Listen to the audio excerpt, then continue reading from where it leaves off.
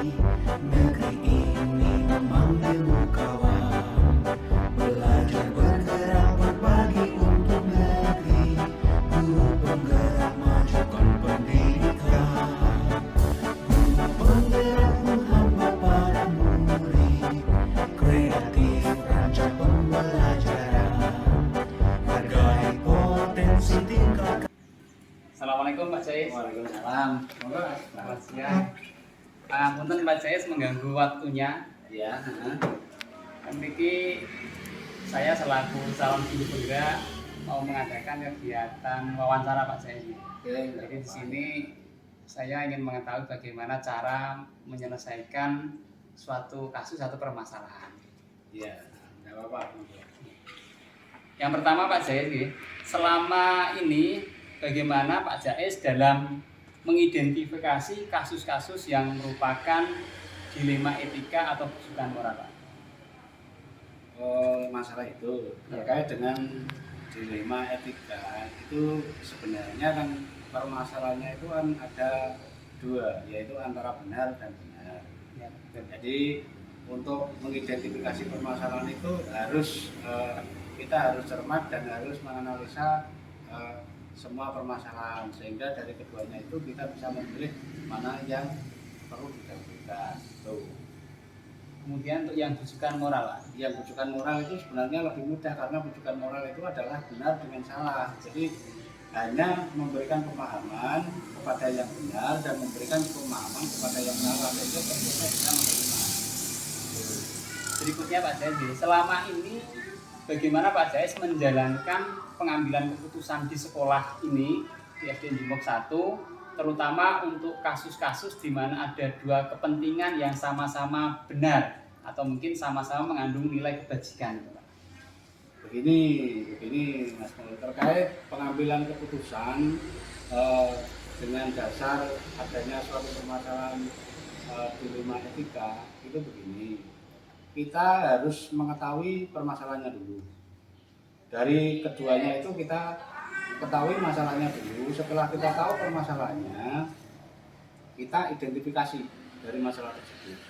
Kita identifikasi masalahnya. Setelah diidentifikasi masalahnya, baru kita mencari solusi, langkah-langkah untuk menyelesaikan masalah tersebut. Di antara dua masalah yang sama-sama benar, itu nanti kita cari solusinya, mana yang perlu didahulukan dari keduanya. Dalam arti begini, dari sama-sama baik, masih kita cari mana yang terbaik. Nah, dari sama-sama benar, kita cari mana yang perlu didahulukan dari berbagai kepentingan dan berbagai pertimbangan. Nah, itu yang perlu kita pahami untuk menyelesaikan masalah tersebut. Nah, kemudian Pak Jais, langkah-langkah atau mungkin prosedur Pak Jais seperti apa ya untuk menangani permasalahan selama ini? Untuk menangani permasalahan seperti itu begini. Kita setelah mengetahui permasalahannya yang harus kita putuskan, kalau kita di lembaga, kita harus memusyawarahkan semua elemen yang ada di lembaga dari dua permasalahan tersebut, sehingga di masing-masing orang yang mempunyai permasalahan tersebut tidak akan tersinggung jika kita musyawarahkan secara bersama-sama. Ya, dari hasil keputusan, oh ini loh yang terbaik, yang harus didahulukan. Ya, walaupun ini benar, ini masih bisa ditunda. Nah, dari keduanya itu setelah kita menganalisis dan kita melakukan musyawarah di lembaga, insya Allah nanti akan terdapat solusi yang terbaik. Bisa juga dilakukan secara mungkin di luar lembaga. Bisa juga dalam arti di luar lembaga, mungkin atasan kita yang melakukan pendekatan terhadap seseorang yang mempunyai permasalahan tersebut. Itu dari atasan kita, mungkin bisa pendekatan secara persuasif, memberikan pemahaman di rumah, bisa juga. Kemudian Pak Jais, hal-hal apa saja yang selama ini Pak Jais anggap paling efektif dalam pengambilan keputusan pada kasus-kasus dilema etika tersebut? Yang paling efektif untuk mengambil keputusan dari permasalahan dilema etika itu adalah satu, pengambilan keputusannya adalah berdasarkan musyawarah. Ya, itu berdasarkan musyawarah kalau di dinas pendidikan ya di lembaga. Nah, seperti kita SD berarti bermusyawarah dengan antar guru-guru, lembaga, Pak, ya? guru semua satu lembaga kita kumpulkan diajak musyawarah untuk menyelesaikan permasalahan tersebut, sehingga dari masing-masing personil yang mempunyai permasalahan yang sama-sama benarnya tidak mengalami ketersinggungan.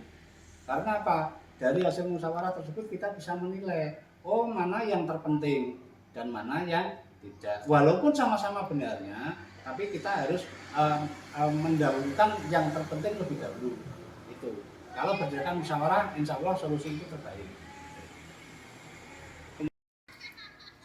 Berikutnya Pak Jais, hal-hal apa saja yang selama ini merupakan tantangan dalam pengambilan keputusan pada kasus-kasus dilema etika, Pak?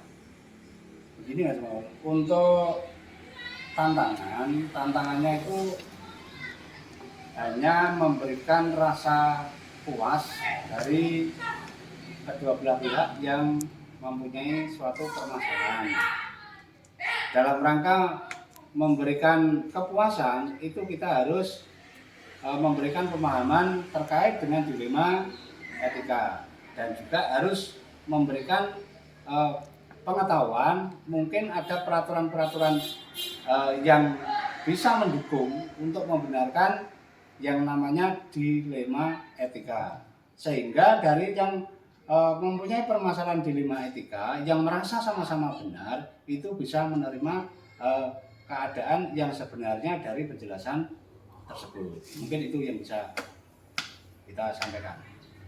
Apakah Pak Jais memiliki sebuah tata kala atau jadwal tertentu, Pak, dalam sebuah penyelesaian kasus dilema etika? Apakah Pak Jais langsung menyelesaikan kasus tersebut di tempat atau memiliki sebuah jadwal untuk menyelesaikannya? Kira-kira bentuk atau prosedur seperti apa yang Pak Jais jalankan? Kalau mengatasi permasalahan tersebut kita tidak terjadwal, dalam arti tidak menjadwal secara khusus, namun dari permasalahan tersebut untuk menyelesaikan dari permasalahan tersebut supaya bisa terselesaikan dengan baik, kita harus mengetahui dulu permasalahannya, harus menganalisa dulu permasalahan itu, dan juga harus mencari solusi yang terbaik, ya, dan juga faktor-faktor apa saja yang bisa mendukung untuk menyelesaikan permasalahan tersebut. Kalau memang permasalahan tersebut bisa diselesaikan di lembaga, juga kita selesaikan di lembaga. Kalau harus diselesaikan di rumah, juga kita harus melakukan pendekatan secara persuasif diselesaikan di luar lembaga, yaitu di rumah. Itu. Berarti kalau memang betul langsung bisa diselesaikan, diselesaikan di Iya. tempat ya Pak ya. Kemudian adakah seseorang atau faktor-faktor yang selama ini mempermudah atau membantu Pak Jais dalam pengambilan keputusan dalam kasus-kasus dilema etika ini? Ada. Untuk mempermudah menyelesaikan permasalahan kasus dilema etika itu begini.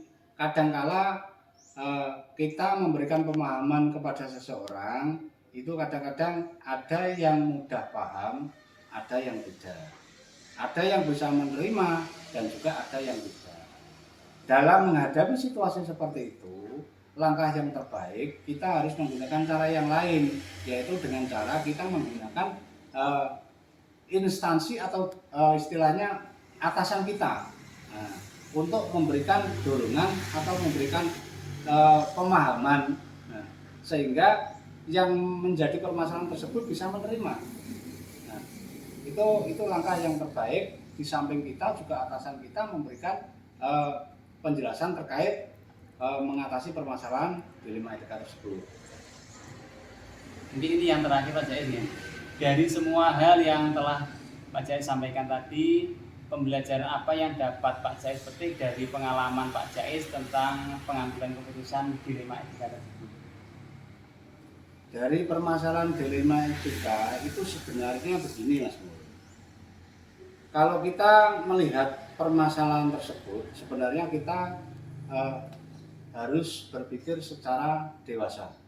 Dalam arti begini, yang dikatakan benar ya, menurut salah satu orang juga belum tentu benar menurut orang lain. Maka dari kedua kebenaran tersebut itu perlu diuji, ya, perlu diuji ya, secara maksimal kebenaran untuk pribadi, untuk umum atau untuk istilahnya sekelompok orang tertentu, sehingga apa yang kita ambil dalam menentukan pemecahan masalah dilema etika ini sehingga bisa diterima kedua-duanya. Ya, kalau kita memberikan pemahaman yang baik, ya, memberikan pemahaman yang baik, memberikan penjelasan, ya, kita juga harus menggunakan rasa dalam arti perasaan kita untuk menghadapi permasalahan tersebut. Kalau kita menggunakan perasaan, oh iya ternyata antara saya dan dia mungkin lebih penting dia, walaupun saya benar saya ngalah. Ini yang harus didahulukan. Nah, inilah yang namanya mengatasi permasalahan dilema etika. Walaupun dua-duanya sama, tapi ada satu yang harus didahulukan. Itu pemecahannya masalah. Itu Mas. Terima kasih Pak Jais ya. Maaf mengganggu waktu Pak Jais. Terima kasih banyak pengalaman yang saya gali dari Pak Jais. Semoga ilmu yang disampaikan Pak Jais bisa saya terapkan kelak. Oke, terima kasih. Iya Mas Mul. Begitu juga dari saya, mungkin penjelasan saya ada kurang lebihnya, mungkin kurang lengkapnya. Mas Mul bisa berkomunikasi dengan kepala sekolah yang lain, bisa mencari referensi yang lain. Ya, Pak. Tapi ini yang bisa saya sampaikan, mudah-mudahan apa yang saya sampaikan ini bisa menjadi bekal Mas Mul untuk melangkah ke depannya, sehingga nanti dalam menjadi kepala sekolah juga harus bisa mengatasi permasalahan seperti yang terjadi saat ini. Demikian Mas Mul, selamat. Terima kasih. Semoga Pak sukses. Jais. Selamat siang Pak Jais. Selamat siang. Prestasi, lahirkan profil pelajar Pancasila, belajar bergerak berbagi untuk negeri. Assalamualaikum Pak Bilal. Oh, waalaikumsalam. Monggo Pak Mul, silakan duduk. Maaf Pak Bilal mengganggu waktunya. Iya Pak, tidak apa-apa. Perkenalkan Pak Bilal, saya Mulyono, calon guru penggerak angkatan 7 dari SD Negeri Jumok 1, Kecamatan Rau, Kabupaten Bojonegoro. Pada kesempatan ini saya ingin berbincang-bincang dengan Pak Bilal terkait permasalahan-permasalahan dalam dilema etika dan bujukan moral. Mungkin di situ Pak Bilal sudah mempunyai banyak pengalaman tentang beberapa kasus yang mungkin sudah diselesaikan Pak Bilal di lembaga Pak Bilal. Iya Pak, siap. Untuk yang pertama Pak Bilal, selama ini bagaimana Pak Bilal dapat mengidentifikasi kasus-kasus yang merupakan dilema etika atau bujukan moral? Untuk mengidentifikasi sebuah kasus itu kita lihat dulu dari sudut pandang moral dan sudut pandang hukum. Jika kasus itu benar, keputusan benar atau salah, itu diidentifikasi sebagai bujukan moral. Sedangkan ketika dua masalah itu sama-sama memiliki nilai kebenaran, itu kita masukkan ke dilema etika. Selama ini bagaimana Pak Bilal menjalankan pengambilan keputusan di sekolah Pak Bilal, terutama untuk kasus-kasus di mana ada dua kepentingan yang sama-sama benar atau sama-sama mengandung nilai kebajikan Pak Bilal? Begini, pertama kita tentukan, kita identifikasi dulu permasalahannya apa, baru kita mengambil keputusan. Nah, keputusan yang kita ambil nanti itu diusahakan tidak merugikan, keputusan yang sama-sama menguntungkan orang banyak. Jadi tidak ada pihak-pihak yang dirugikan. Kemudian langkah-langkah atau prosedur seperti apa yang biasanya Pak Bilal lakukan selama ini?